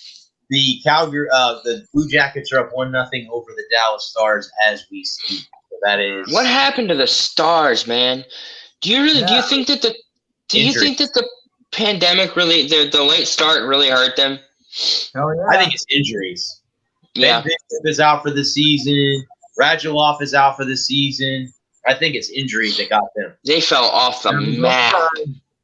Happens all the time. Well, here's the question with that. So if you say that, are they a one-hit wonder? Because they were there last year in the Stanley Cup Final. You know, at this point, it's looking that way. I can honestly say this. I think if the Avalanche hadn't got so many injuries, it would have been Colorado. I nothing against the Dallas Stars. I'm just saying the Avalanche were the team. Yeah. Colorado picked to win it. I did too. I think the Avs are going to be right there this year. I think it's going to be the Avs. I think it's the Avs and the Maple Leafs. 5, 4. Well, the Leafs. See, the funny thing is, we were talking earlier. One of the Canadian teams will be in the Final Four, hands down. You're going to have a Canadian team in the Final Four teams, and you're going to have. I think so. So it's going to be. I think it'll be the Leafs or the Canadians. Okay, because right now, I think the Leafs. Let's look at the standings real quick. Yeah, sounds good. How many points are they ahead of Montreal? Montreal, the Canadiens. The Habs. The Habs. And the have-nots. Colorado has a 4-point lead over the Knights.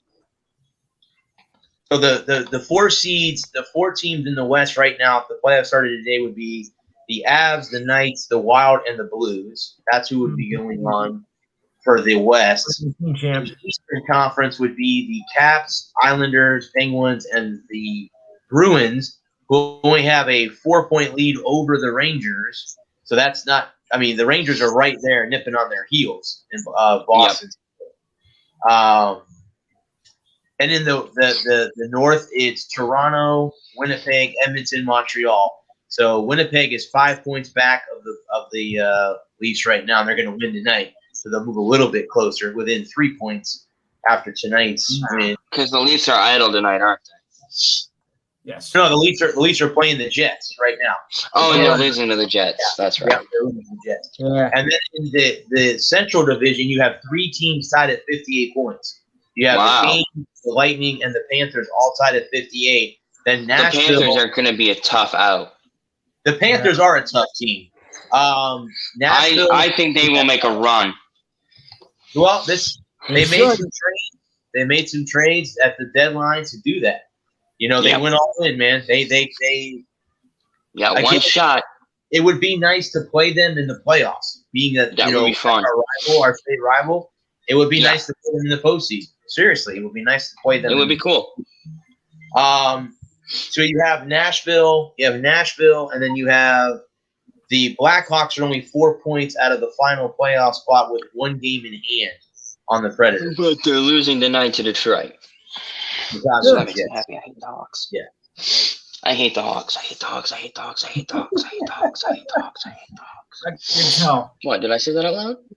Yes. Let's see what the power rankings are as of right now. Sounds good. I think the Leafs are on top, or it's either the Leafs or the Panthers. Who thought I'd say the Panthers were the best team in hockey in 2021? Yeah, that's crikey. Crikey, that's how this year has gone, hasn't it? You know the world's messed up when the Panthers are the best team in hockey. Well, actually, you know what? Nope, it's not the Panthers and it's not the Leafs. Who do you think the number 1 ranking is right now? Tampa Bay. Washington. Nope, it's not the Lightning. Nope, it's not Washington either. Nope. Carolina. Nope, not the Hurricanes. Not the Canes. Vegas. Not the Knights. Nope. We were just talking about them just a few minutes ago. Habs. Islanders. Nope. The Avalanche. They have the Avalanche. Oh, the Avalanche. Okay. They have the Avalanche at 1, huh? This is ESPN now. Yeah, I watched a little bit of that game last night before I fell asleep. They look like they look like they're gonna be a tough out too. The Avs. Yeah. I was playing on my phone, and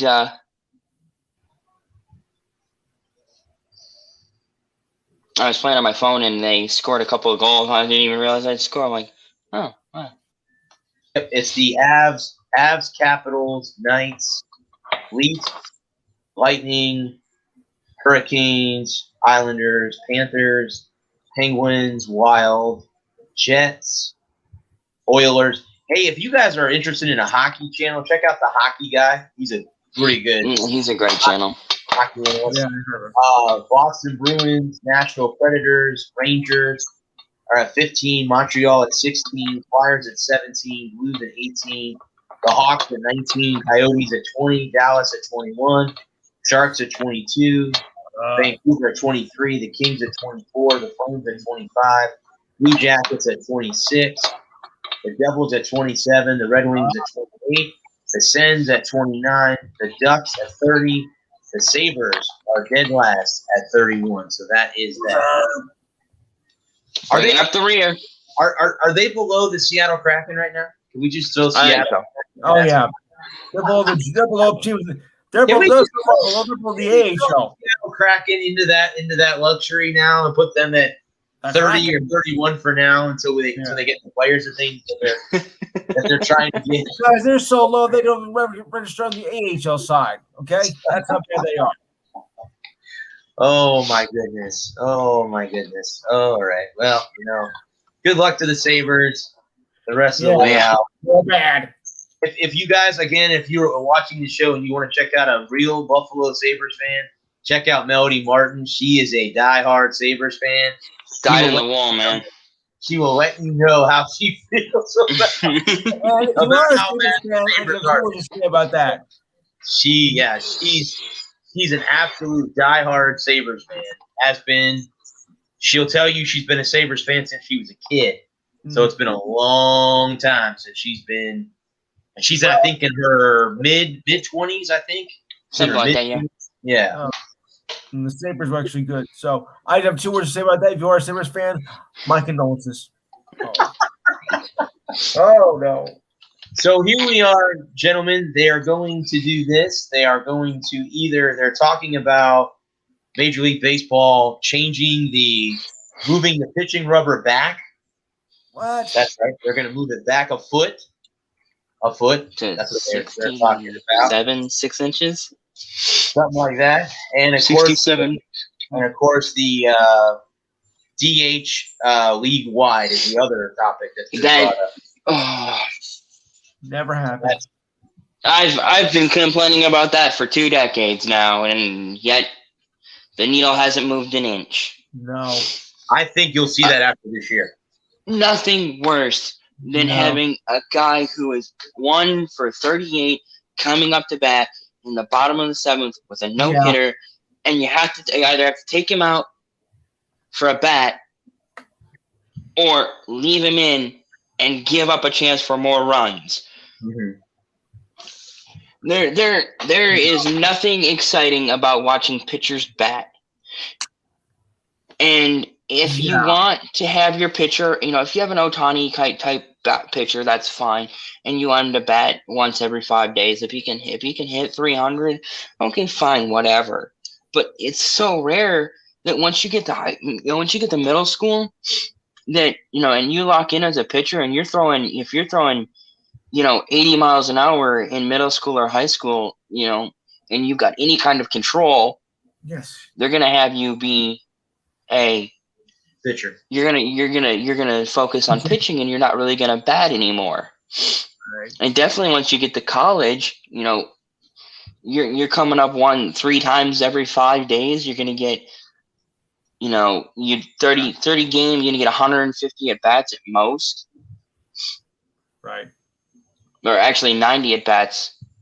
And if you get 30 games in, and you go, so let's say in some crazy alternate baseball world, you go 7 innings, you get 3 at bats. In 30 games, you get 90 plate appearances, and you're 2 for 87 with 4 walks and a home run. That's not good baseball. That's just wasting everyone's time. Well, I mean, in all honesty, but I think MLB is going for a strike anyway.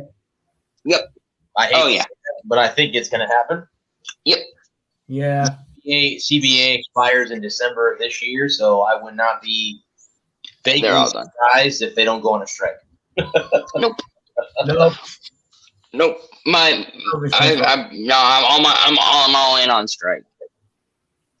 And see, here's what I wonder too. If they do go on strike, how long will they be on strike? Will they sit out a whole At least a year. At least a year.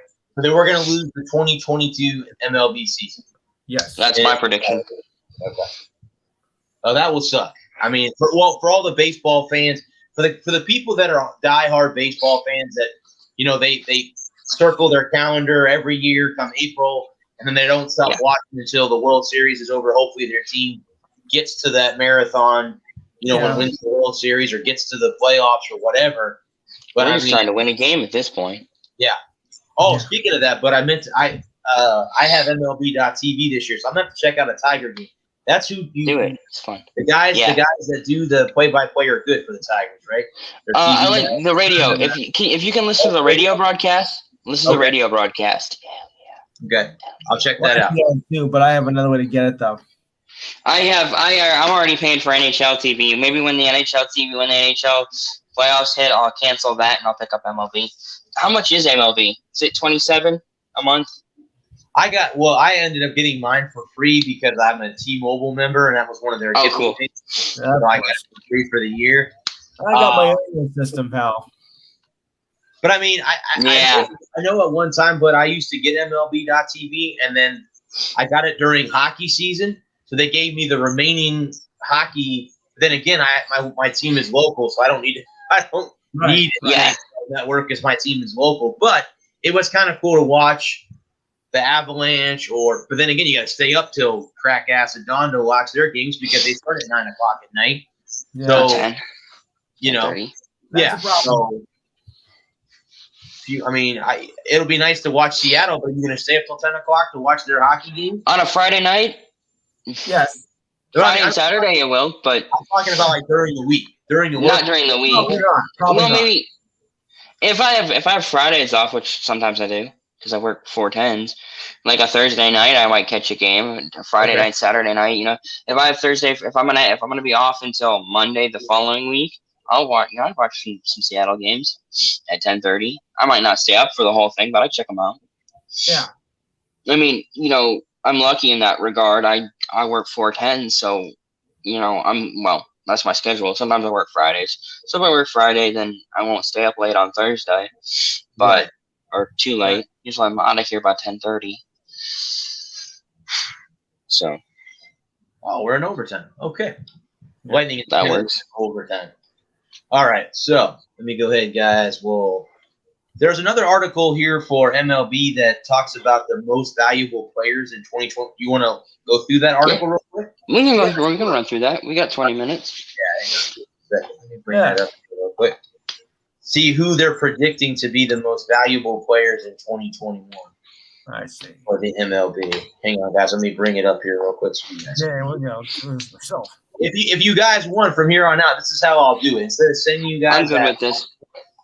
I'll just share the screen, and then that way you guys can read it too. Okay, yeah. Can view it too. Okay. Yeah. We'll just do it that way from here on out. That way, everyone. Just make it big so I can see it. And then if someone's watching, they can read it also. Yeah. Oh, we won! Ha ha! We won! All right. Sweet. We won! In overtime. Wait a minute. How did I get the Mariners and the Orioles here? What the heck? How did I get that? Oh, I must have clicked on it. Okay, there. I was like, wait a second. How the heck did I get the Marlins or the Mariners and the Orioles? All right, so here's the AL East. So they have, for the Orioles, they have starting pitcher John Means as there. I agree with the Red Sox. Xander, I think he's probably one of the best. And I agree with the Yankees too. Yep. Yeah, he's definitely. I think. Go ahead. I think Aaron Judge has to be the most valuable player for the Yankees. He's the face of the franchise. Yeah. If he could stay healthy, that's been his issue. Yeah, it's been the bugaboo about him for the last 3 years. That's why I think he's. Oh, and speaking real quick, guys, it is Jackie Robinson Day, by the way, too. In case anyone is it officially Jackie Robinson's Day? Jackie Robinson Everybody wearing 42 today? 42. Everyone's wearing 42. Tower Glass. Now I can agree with that. With the Rays, Bo Bichette, I would agree with that. Either that or Vladdy. That's what I was gonna say, Vladdy Jr. This is the AL Central. The White Sox, they have center fielder Luis. Is it Robert or Robert? I'm not really sure how to pronounce it. I'm not sure. Rivero. Cleveland third baseman Jose Ramirez. The Tigers, they have Robbie Grossman. Does that sound right, bud? I really don't know who we have anymore. I haven't been able to follow them like I did 10 years ago. Yeah, we'll go with that. I'm not going to argue. The Royals have Salvador Perez, their catcher. Yeah, that's right. Twins, Byron Buxton. I think that's who might win the division this year. I really do. I think that's a good baseball team in Minnesota. This is the West. The Astros have Alex Bregman, who I think started. Didn't he start injured? I think so. Yeah, I don't think he was on the COVID list. Was that what it was? Okay, I know he didn't start the season. Mike Trout, I agree with that. Yep. Yes. Maybe Ohtani. Ramon Laureano for the A's. Mitch Hagner for the Mariners, and they have Dane Dunning. I mean, I'm watching the Rays just tied the Rangers in the bottom of the seventh inning. It's 4-4 at Tropicana Field. The NL East. Yeah, I agree with that pick. Arnold Jr. Ohtani Jr. could potentially be the NL MVP. I agree with that. Starting pitcher Sandy Arcana for the Marlins. Jacob deGrom. I agree with that for the Mets. Mm-hmm. JT Romero with the Phillies. Trey Turner with the Nats. NL Central. Chris Bryant. Yeah, he's probably the only remaining player from that World Series team. I think so, yeah. Luis Castillo for the Reds. Mm-hmm. Corbin Burns. Yeah, I think he's the one that that's it. He's got a 1.88 ERA. He hasn't given up a hit yet, I think, since something like that, yeah. Third baseman Brian Hayes for the Pirates. Nolan Arenado, all the Rockies fans hate to hear you say that, but that's true. And then this is where the NL is, the Diamondbacks, Ketel Marte, Trevor Story for the Rockies. I agree with that. He'll probably be gone. Mookie Betts, I definitely agree with that. Manny Machado in San Diego, and Kevin Guzman is that for the Giants. So that I agree with a lot of those. I don't follow baseball like I did 5-6 years ago. There's a lot of names that I just don't recognize. Yeah. I got old. I had to give up on, I had to let a lot of things go because I just worked too much. Right. I work for 40 plus hours a week. I just can't follow things like the NFL is what I follow the most between the NFL and the NHL and NASCAR to a lesser extent. But with the NFL, it's one game a week. Yeah. You can really lock in. Or it's one day a week. Speaking of the NFL, speak of the devil, and he shall appear. So there have been guys that have decided they're going to skip voluntary workouts. Whole teams or just players? Whole teams. Wow. Yep. Yeah. It's a mistake.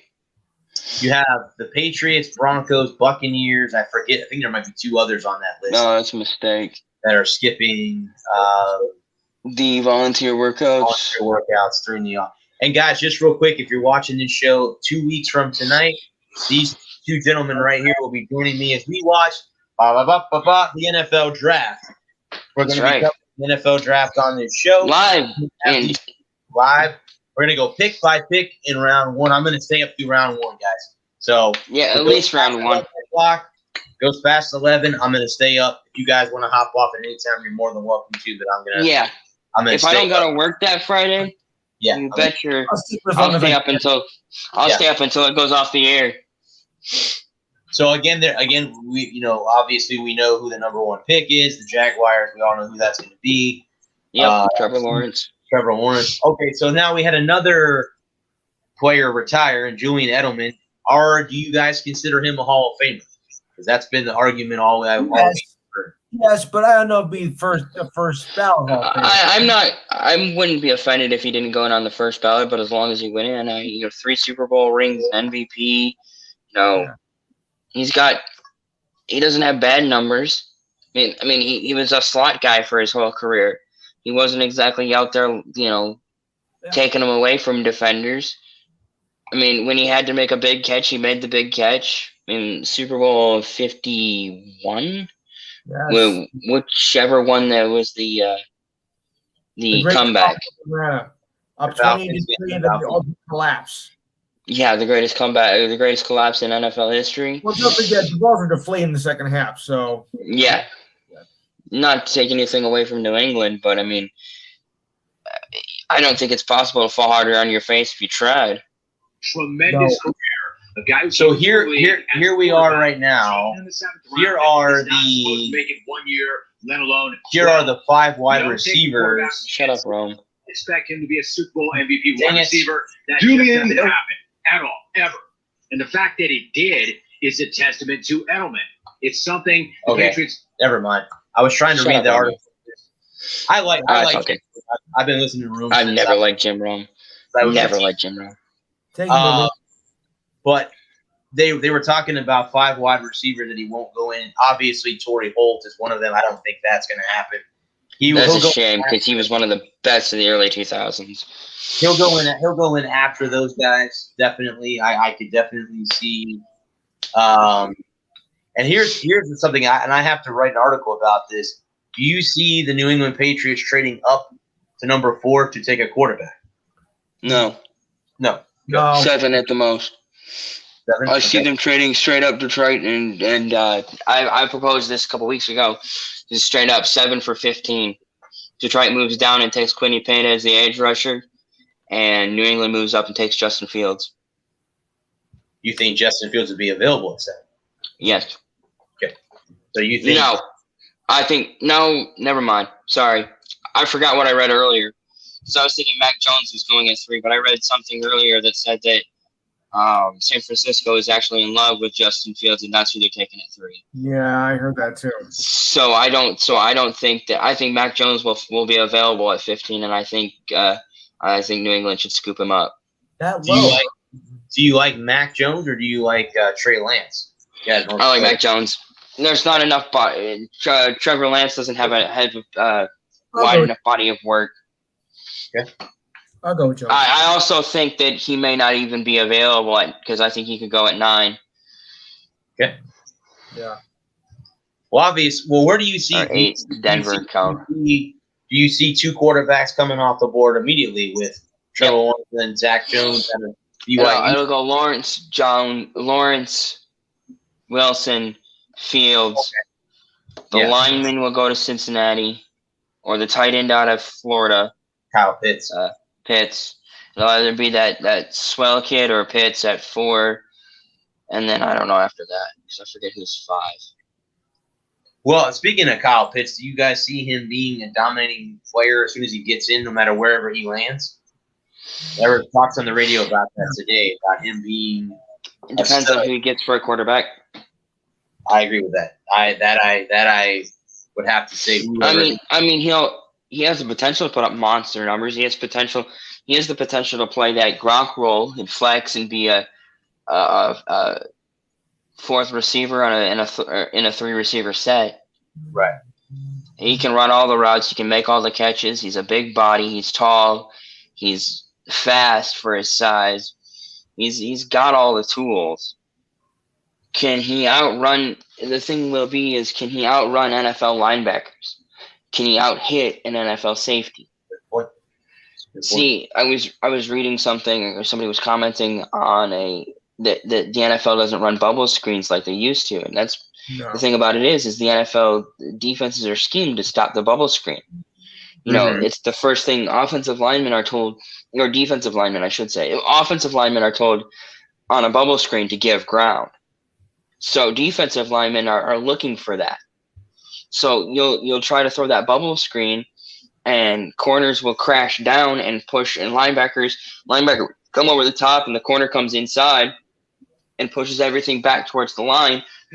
Defensive linemen disengage, and everybody's just so much faster than they were 10 years ago, even. They're bigger, they're stronger, they're faster, they're smarter. Throwing a bubble screen or throwing a wide receiver screen just doesn't work. It's speed screens or speed tosses, getting players moving laterally. You get the defense flowing because defense is pursuit of the ball. So if you get everybody flowing to the left and you throw back to the right, that's where you create a lot of those mismatches and you get one-on-ones. And then it comes down to, can you break a tackle or make a tackle? Right. No. Yeah, I mean, I totally. Well, that's the whole thing. Obviously, we all know the NFL is a passing game. The running back position is not what it used to be. No, not even what it was 10 years ago. Yeah, I mean, I know down here the Bucs signed Gennaro Bernard, the former Cincinnati Bengal. Okay. That'll help out because now they have a 3rd down back. Yeah. And obviously they brought back. I was surprised when they brought back Fournette. I'll be dead honest. I'm surprised that they got him back. Yep, no argument from me. I was surprised that they actually re-signed him. I didn't think they would. I figured they would leave him. I figured he would be. Yeah. Yeah. Yeah, agreed. So I thought he would walk or retire. Well, so. I think with him, honestly, I think he thinks he's got, he's got a lot to prove. I still got a year. Well, and then he's got a ring now, so he's going to come back and say, okay, I'm not going to be a 1-year wonder. I want to come back and try to actually help the team win a championship. Correct. Yes. Correct. And he's still got it. Obviously, he was a force at LSU. Yep. When he was at LSU, because he ran all the Gators. But But Ronald, to me, the one player that I think surprised me last year for the Bucs was Ronald Jones. He was the one who had the most pressure on him at all. He's the one who really stepped up. Again, he still can't catch the ball out of the backfield, which that drives Tom Brady nuts. That drives Brady absolutely up the wall. Everything drives Brady nuts. Yeah. Well, and that's why he's the greatest of all time. Yeah. He doesn't. You'll be up 45-0 with 3 minutes to go in the first quarter. And he's still over there huffing and puffing and beating his chest and driving everybody crazy. Yeah. Yes. He'd be up 45-0 at the end of the first quarter in a preseason game, in a preseason scrimmage, and Brady's over there cussing and discussing and carrying on like it's, like they're down by 45 with 3 minutes to go in the fourth quarter. Yeah, I know. I've noticed that. If you're not winning by 100, you might as well be losing. I got to see him here in a preseason game against the Bucs when he was still with the Patriots many moons ago, but I just got a chance to see him here. It's crazy. They booed him when he came on the field. Yeah, but he's crazy. He's mental. He's insane. They booed him. His work ethic is second to none. It was something that I think it was Ray Lewis doing that 100 greatest players of the NFL. I think that's what it was. And Ray was talking about the fact that if you work out for 2 hours, Brady's worked out 3 hours. If you study 2 hours of film, Brady's watched 4. If you've thrown 100 passes, Brady's thrown 200. He just doesn't quit. He doesn't give up. He just, if you throw 50, if Brady throws 50 balls, you throw 51, he's coming back out and throwing another 50. Yeah. He just doesn't give up. He just doesn't quit. He's always trying. And it was funny. It was like, I forget who it was. I think it was Edelman was talking about. Yeah. They played a game, played well. They had won, and they were in the meeting room on Monday. And Belichick's going through the clicker, click, click, click, and Brady's right there with a notepad and a pen, and Belichick would say something to Brady and criticize him for a play, and Brady go, "Yep," and write it down, and go, "Yep," and write it. He's a 6-time Super Bowl winner. He's still taking notes and making adjustments, and you can't coach that. That's not something you can coach into a player. That's either you've got it or you don't. Yep. Well, the only other player that I could think of that's on that level was Peyton Manning. He's the only other one that I could think of that is. And Peyton wasn't even that competitive. No, I've never heard of Peyton Manning beating the piss out of a volunteer firefighters basketball team and just going at halftime being down by 10, losing his absolute and coming back out and dropping 35 on him just because he didn't want to lose to a bunch of firefighters. Right. Yep. I heard a story about Brady when he was at Michigan. Some upperclassmen were heckling him, giving him a hard time, and they were playing pickup basketball. And he said, "All right, you want to play? You play." And he absolutely turned it on and destroyed him. He just destroyed him, and didn't feel an ounce of regret or remorse. They talk about Kobe and the killer instinct, the Mamba mentality, and Brady personifies the Mamba mentality. Yeah. Yes, he does. Well, there's only a few athletes out there that you could say has that killer mentality. Yep. Kobe, Tom, Michael. I put Michael Jordan on that list. Michael would drop. You have to. That gin drop. Tiger. Yeah, Tiger is another one. Dale Earnhardt. Yep. Senior. Senior. I mean, you know, Tiger. If he's wearing red on Sunday, you're in trouble. You knew it was fixing to get real. Yeah, you better bring your work pants. You better put your work pants on because things were fixing to get real. Well, I mean, speaking of him, you know, and I will say this, and I'm not afraid to say this at all. When he won the Masters 2 years ago, man, I shed a tear. I was crying. Yeah, I shed a tear. I was like, absolutely, oh no shame, no shame. I was in tears to see him do that again. Yeah, you know what? And we may not ever see him do that again, and that's scary to say that. We will. There was something like, Senior coming up in your mirror, and that eating grin that he had. This is the biggest smile, and he knew. You knew. You either got out of his way, or he was moving you out of his way. The Mamba mentality, that killer instinct, the ability to go out there and just be the best at what you do every day, and not have an ounce of regret or shame in your, this is just how I do it. Well, at the end of the day, man, that's their job. That's your job. That's what you do. And all those guys, every one of them who you just mentioned, Brady, Kobe, Dale Sr., all of them, you know what? The media absolutely loves them because you know why? Because everybody else hates them. Everybody hates them. If you're not a fan of them, everybody hates them. And they're like, okay, well, glad everyone hates us for doing it the right way, for doing it the way that we want to do it. And you know what? Right, wrong, or indifferent, it's my way, and it's my way or the highway. Correct. Absolutely. There's you talk about the greatest moments in sports, and Senior going from 18th to 1st in 6 laps at Talladega in 2000. It's just a master class, an absolute master class on how to drive a restrictor plate race. High, low, inside, outside. You take them 4 wide going, you come off with 2 and take them 4 wide all the way down to the bottom. If you ever get a chance to go back and watch the last 5 laps, it's so even 20 years later, it's an absolute clinic on how to do that. Speaking of racing, Mr. Jimmy Johnson's going to be in my neck of the woods in a couple of weeks. Yeah, he's gonna be at where are they this weekend? This Saturday, I believe, is the first race. Yeah.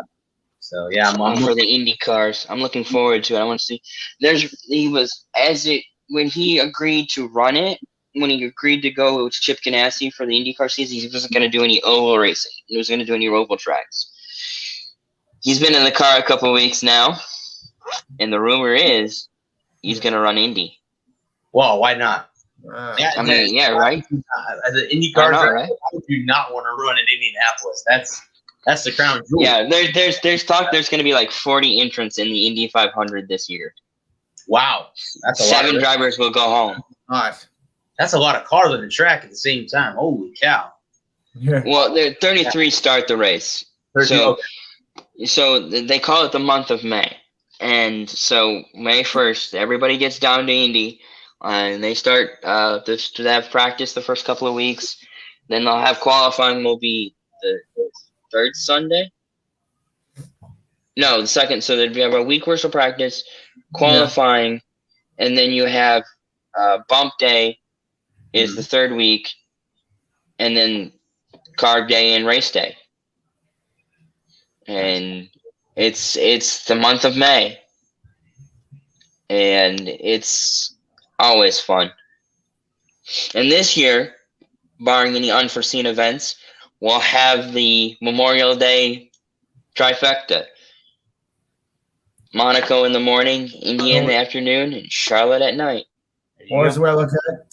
The way I put it this week, Monaco for breakfast, the Indy 500 for brunch or lunch, and for dinner, the Coca-Cola 600. Absolutely. It's gonna be. I missed it last year. Yeah. Not having Monaco in the morning and Indy in the afternoon, having Indy in August with no fans. It was an absolute travesty. The sin. Well, gentlemen, arrived at the limit here. If you guys want to have any closing thoughts before we get off here? No, I'm good. No? Not close to top? No. All right. then. Yeah, Okay. no show this Saturday. I'm busy this Saturday, so no shows this Saturday. You Hopefully wanna go next ahead Saturday. and talk about yours on tomorrow. I'll have mine. Enhanced Sports Show Saturday, 5 to 7 p.m. Eastern Time. Number to call is 512-543-4662. Again, 512-543-4662. It's going to be a little bit of a weird show because we'll be, in addition to the stuff we normally do, we'll also be covering stuff, sports that we normally don't cover. And so, because there's been a lot of interesting things that happened in the sports world this past week, in the past 7 days. So, you might want to call in and check it out because I'm not gonna spoil it. You'll just have to call in and tell you what we mean by unusual, because this is gonna be my most unusual show in the 3.5 years I have done this program. Very cool. Well, guys, again, this has been the Walker Report. I am the sports show, Brad Walker. I want to thank Adam and Lewis again for making this show such kick-ass on Thursday night. And actually now, since I haven't been doing shows on Tuesday, this is the first show of the week for me, so this has been good. Again, guys, I will be on the Sunshine State Sports Jabber tomorrow night, as I'm going to leave that show permanently on Friday. It's much easier for me to get stuff throughout the week than on Mondays. So I will be, Lewis will pop on. He popped on with me a couple weeks ago. But again, guys, if you want to get some In the Zone gear, since we are part of In the Zone Sports Radio, head over to squadlocker.com, type in the Zone Sports Talk Radio to get your gear there. And it's all Under Armour, by the way, in case you're wondering who the maker is. That's who it is. It's Under Armour. And again, guys, we are sponsored by Zen Spaces, the local choice in St. Petersburg, Florida, for house cleaning organization. Decluttering a pet sitting, it's about finding the peace within you and adding comfort to your life. And remember, guys, Zen Spaces begins with you. Be kind to yourself and one another. And again, guys, if you missed this show from the beginning, you can watch it in its entirety on the YouTube channel, The Sports Center, Bradley Walker. We will be over there either tonight or I'll put it on there tomorrow, depending on what time it is when I get off here. Anyway, guys, before I go, as I always do, thanks to the first responders, doctors and nurses. You guys have been the true heroes since the pandemic started last year, and this time last year in March. Thank you for doing that. Also to the men and women of our armed services, both active, retired, and the ones who have left us. You guys are the ones who put your sacrifice and your life on the line. Us three couldn't be doing this right now if it wasn't for what you guys do every day. Also to domestic guys, the police officers, firefighters, and paramedics, thank you guys for doing what you do as well here locally. But guys, as I'm going to say, thank you guys for joining me again. Hopefully everyone enjoyed the show. Everyone, please have a safe weekend. If you're up for your vaccine, go get it, because you know what? The faster that you get them, the faster we can get back to what we used to, what life used to be. But until then, guys, I am out of here. I'll be back tomorrow night. These gentlemen will be back with me next Thursday. We'll have a pre-draft show next week, because we'll be talking about the draft the following week, so that'll be pretty cool. But anyway, guys, thank you so much. I'm going to clock out. This has been the Sports Center and the Walker Report as part of In the Zone Sports Radio. Until next Thursday, guys. Peace. Peace out.